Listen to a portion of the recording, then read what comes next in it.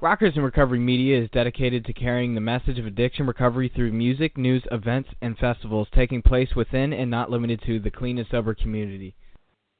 Rockers in Recovery Radio is based on opinion only and is not meant to treat or diagnose any health or mental health issue of any kind. If you feel you need help for any health-related issues, please contact a physician or mental health professional. The opinions expressed by our guests are not necessarily those of Rockers in Recovery.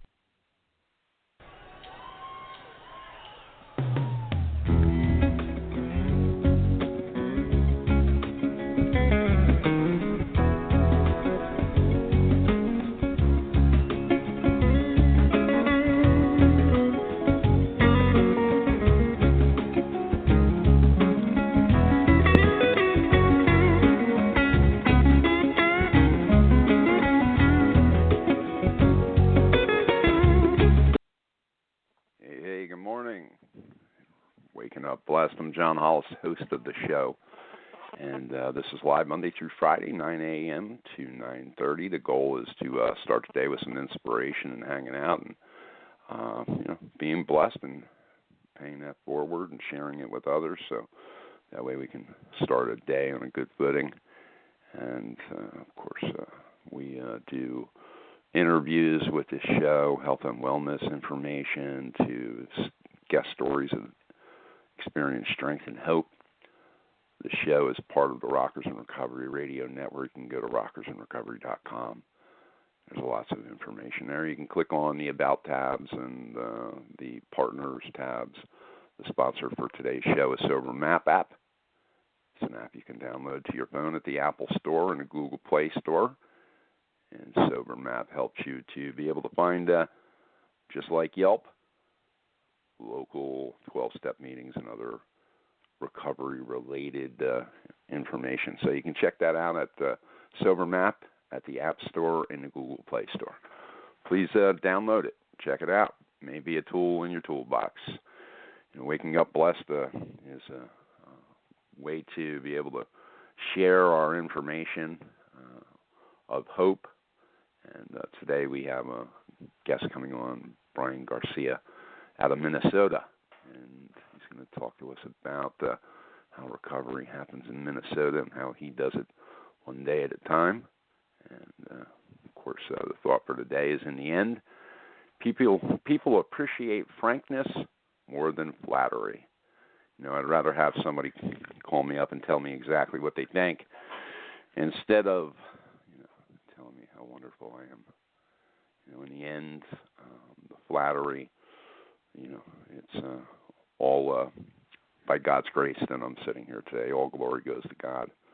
When somebody, especially in my circle of friends, tells me exactly what they think, it helps me to grow. It helps me to understand that, I have a long way to go, and it's a day at a time, and I have to, repair things, for myself. And to get better each day, to strive to get better each day, and to seek God in all I do. And that's what I was taught, in the step work that I did. One way to evaluate our self-perception is to note our responsibilities when others praise us. If we discuss complaints, this probably means that we suffer from poor self-esteem. If we gloat in praise we receive, we probably have an inflated image. The healthy response to praise is to receive it graciously and balance it with humble awareness of our weakness. And that is something that I have to look at, and that came out of 27:21 Proverbs and a reading that I did this morning. And of course, the thought for today was Proverbs 28:23. I started this new study group. I was in a position where I felt like I was really stagnant and spiritually, and I wanted to do something different than I would normally do, which was always, for me, and it still is, picking up the big book and going through the big book and reading a chapter and doing that. But, on top of that, and then my morning meditation books and all of that, this thing struck me, and it's Stephen K. Scott and The Richest Man Who Ever Lived. It's King Solomon's Secrets to Success for personal success in getting better. And it is a book that is a great book, and I would suggest that you might want to pick it up and read it along with our other spiritual tools that we have. And one of the things that he talks about in that is diligent. I was diligent in I was diligent about getting up and going to work. I was diligent about getting on the phone and helping others, and I was diligent, about my work life. But how diligent was I really being with my spiritual life? And I just had to look at it and say I wasn't. And what was I going to do? So for the next year, I made a commitment to this show, and I made a commitment to working in Proverbs every month along with my other stuff that I do.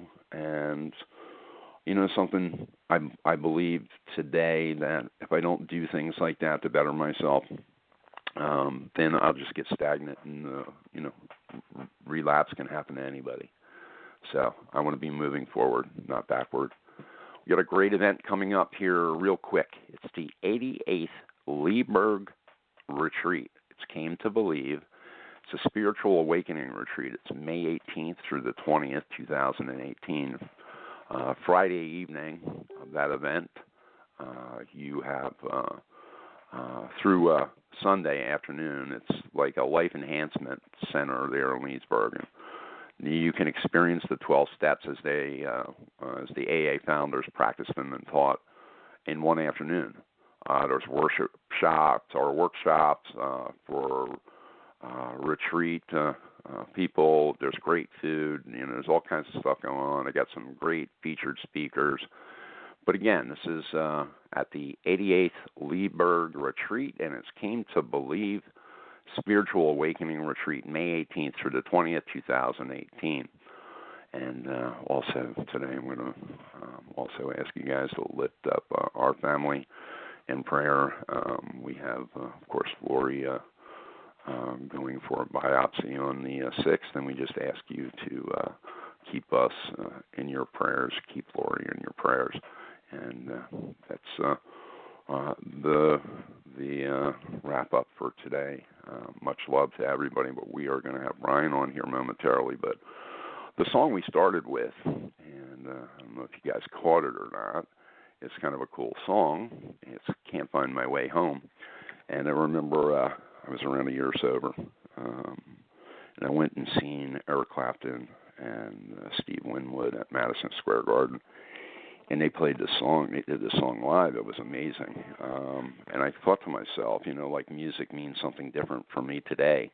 That music that I used to listen to, that I used to get high with, is now something entirely different. And that song for me was, for many, many years, I couldn't find my way home. And that degradation and all of those things that were happening to me, that I had put myself in harm's way and all of that, and I couldn't find my way home. So it was a real spiritual awakening as far as the song was concerned for me. Music does that for me. I don't know if it does it for you, but it definitely does it for me. And it has a totally different meaning today for me. So at the end of the show, we're going to highlight Can't Find My Way Home, of course, by performed at the show I was at. I found it online, and it's going to be, of course, Eric Clapton and Steve Winwood performing Can't Find My Way Home from Madison Square Garden in 2007. So we're looking forward to that. It's kind of a cool thing. And what we're going to do now is go to the phone here momentarily and talk about Bryan. Bryan is a gentleman that I met in Tallahassee when I first moved up here, and started going to some 12-step meetings and other things that I was doing, and I met him, and a very gracious young man, and he was going to the university here in Tallahassee, and Bryan is a music major, and he does a lot of other things, and we really hit it off. And he's just a nice kid all the way around. Wants to help lots of people and wants to be involved in helping others, and that's a cool thing when you get right down to it. You watch the feet of people, not so much their what they're talking about. It is a good thing to see the young people come into the rooms and to make a difference in other people's lives. And Bryan's definitely doing that. I mean, he's got a great message, and a message of love and compassion for others, and most importantly, he's working it diligently. He moved back to his home state recently of Minnesota, I think, but we'll find out more about that. Bryan, how you doing, buddy? Hey, how's it going? All right, man. Hey, listen, you moved back to Minnesota. You had a lot of things that started to happen in your life. And if you don't have some kind of a spiritual foundation and some recovery behind you, that kind of can get crazy. What is it like for you to wake up blessed?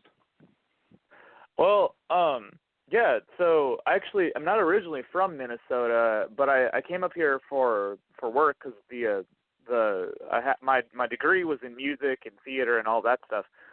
But yeah, for me, waking up blessed, it all breaks down to this one promise that shows up in working with others, and it's that if you walk hand in hand with your Creator, you will presently walk in a new and wonderful world, regardless of the circumstance. You know, for me, I always forget that I'm supposed to be okay regardless of the circumstance. You know, I try to put my will onto I need this job, I need this relationship, I need, you know, the next big thing to be happening, and I'll completely forget, you know, that I can be okay just being okay. And yeah, that's where, you know, if I'm waking up blessed, you know, it always breaks down for me that I'm waking up, and regardless of what's happening, you know, life happens. Bad things can happen.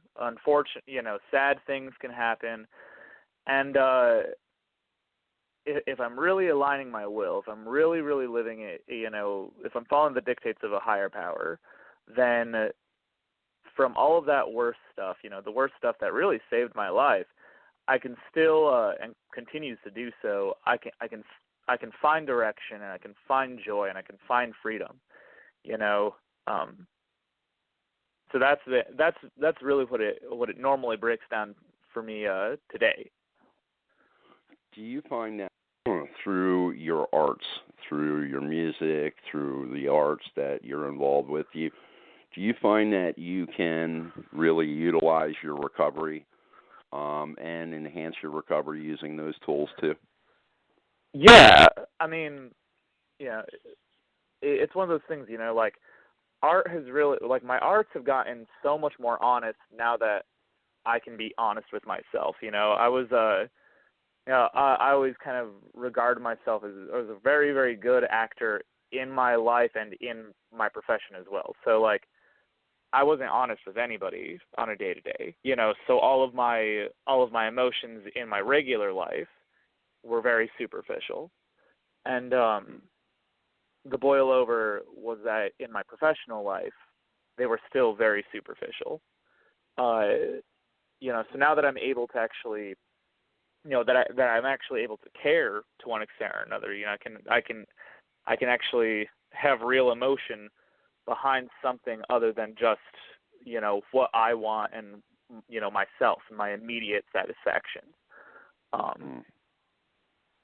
You know, so it's improved my art greatly, and by continuing to explore that, I've been able to improve my recovery leaps and bounds. And the coolest thing since moving out to Minnesota has been that you know, Minneapolis has a huge theater and art scene, and I began to meet, you know, other artists, and we began to no collaborations have happened yet, but we're in the talks of you know, wanting to create performance art based off of kind of realistic firsthand depictions of, the struggles within, before, within, and going through, in recovery. All of us have stories to tell, both of the hopeful, the hilarious, the tragic, and it all starts with this idea of honesty. You can actually, if you begin to understand who you are, that's where this access to that comes from.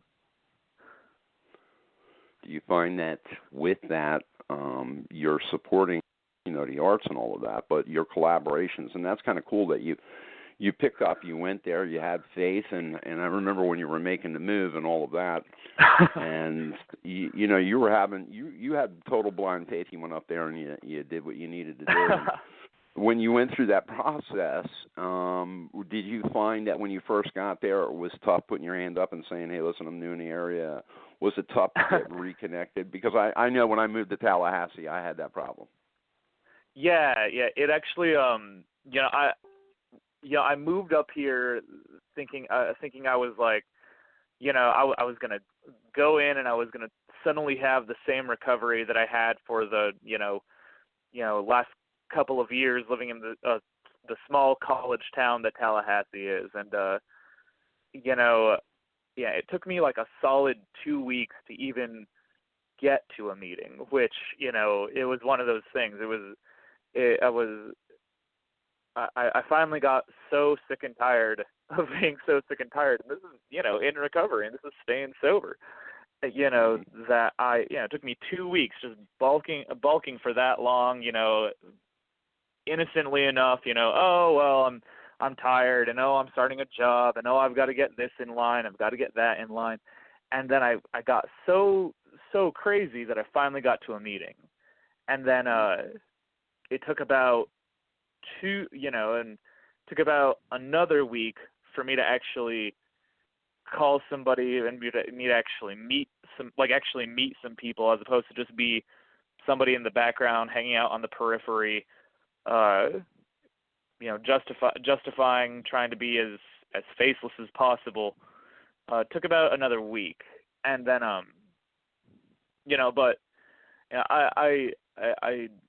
did a pretty decent amount of like making friends kind of quick, but there other fallings. Like, it took me a solid 3 months to find a new sponsor out here. It took me I did my first kind of I have a position. I have a position in a meeting, a service commitment in a meeting, but but because of work, I haven't been able to get to that meeting for the past 2 weeks. I've had to get somebody to cover it. So there have been definitely some stumbling grounds, but and a lot of growing pains.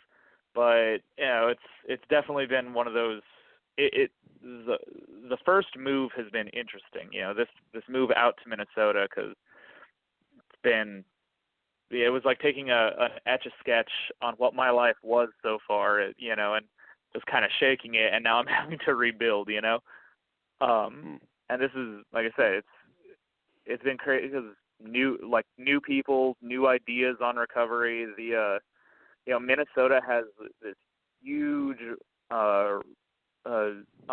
inpatient rehab scene out here, so you get a lot of people who have 20 years, and then you get a lot of this constant influx of people who have 10 days, 2 months, 8 months, so that's been really interesting. The spread and the amount of people out here, each meeting is huge, so it's very easy to disappear if you aren't proactive to not. That's very true. And anywhere to, especially South Florida, when you're in meetings in South Florida, the spread can be anywhere from, 2 days to 40 years. So you're very, I think it's that way, and especially in, areas that have high rate of treatment, where there's a lot of treatment centers and are providing that treatment in the area. one of the things that we do here as a thought for today, and today's thought for today was, in the end, people appreciate frankness more than flattery. You want to elaborate on that? Yeah. So okay. Like, this reminds me of some sponsees that I've had. Where I used to think I was kind of there as like an emotional cheerleader. I needed to, somehow I was going to be the thing that saved them. I was going to keep them sober, and I loved them so much, so I just wanted them to be okay. And the amount of co-signing the crazy that I did was startling. And so that'd be like the flattery. And needless to say, some of those guys stayed sober, but not working with me. But when working with another person, and I was just able to be objective and straightforward, and I didn't have to hide from any of the the things that are going on. I just, if I could be honest, I could actually be of service, and that actually shows up a lot in my day-to-day life. I can, I've been better. I've had several.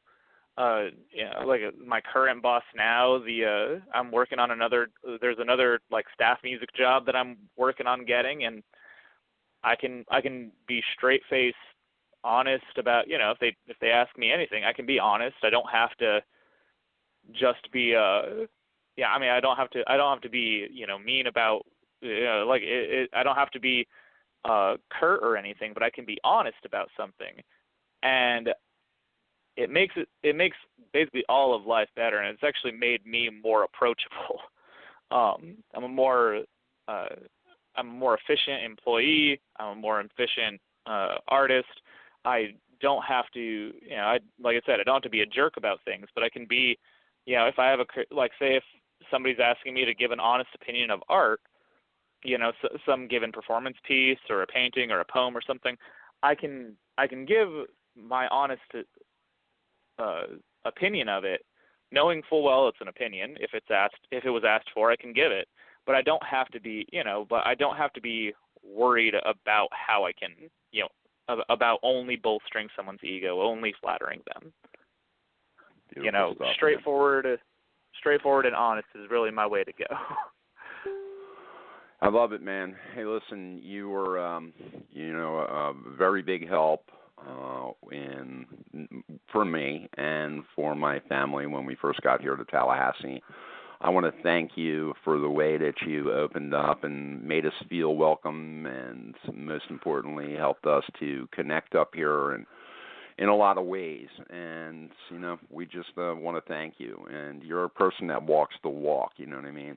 And I know that, and I've seen it in your walk. And you're just a good guy all the way around. And, blessings to you and all that you're doing. And we're going to keep in touch with you because I want to know what you're doing music-wise. And maybe we'll get you back on music and recovery, and we'll talk about that. Yeah, definitely. I've actually got my first show coming up in we start rehearsal in June. So, yeah, I'd love to let you guys know more when more gets, established as far as me being out here is concerned. And, thank you so much for having me. And, make sure to tell the family I say hi and I send my love and all that. Definitely will. Chris was pretty excited that you were going to be on. We spoke with, he spoke to me last night. He's like, you're having Bryan on? I'm like, yeah. So he was pretty happy with that. I think he's at work. I think he said he was going to try to sneak and listen to the show this morning. I told him, don't do that. So you can listen to it when you get home. So, all right, man. Well, listen, thank you so much for being on the show and being a part of Rockers in Recovery today. We'll definitely have you back, talk about your future stuff. And thank you for calling in from Minnesota. And stay warm up there, okay? Yeah. Thanks so much, John. Yeah. Thanks for having me. Talk soon. Yeah. All right. Much love. All right. Bye-bye. All right, guys. There you go. Bryan Garcia. Great guy. Just really down to earth and huge support for me and my family when we got up here to Tallahassee. when we made the move. So really cool guy. And of course, we talked about this at the beginning of the show. Can't find my way home, and I can get to today. Be a different person, and I get to listen to music differently. And for me, can't find my way home isn't a thing that I have to worry about today, but it definitely, when I listen to the song, reminds me of where I used to be. So have a blessed day, and most importantly, if you're out there and you're struggling, there is hope. Listen, if I can do it, you can do it. If Bryan can do it, you can do it. God bless you guys. We'll talk soon. And here you go, Can't Find My Way Home.